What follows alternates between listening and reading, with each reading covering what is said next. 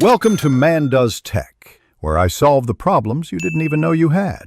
In this video, I will explain how to start your Honda Accord with a key. First, take your car key and insert it completely into the ignition cylinder, located on the steering column. Before proceeding, always make sure your vehicle is in either park or neutral. This is a crucial safety step. Also, confirm the parking brake is engaged for added security. Once the key is in, you'll encounter a few positions. Turning it one click clockwise puts it in the ACK position, powering accessories like the radio.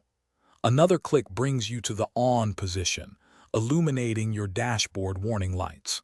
This is where the car's electrical systems are fully active, but the engine isn't running yet.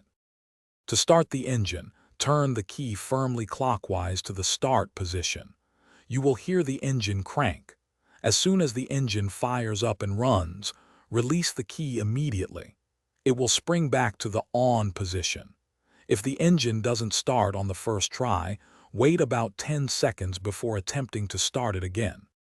Congratulations, your Honda Accord is now running. Take a moment to check your dashboard for any persistent warning lights. Ensure the engine is idling smoothly and quietly. Once you are ready to drive, remember to disengage the parking brake. You are now ready to safely operate your vehicle. Thanks for watching.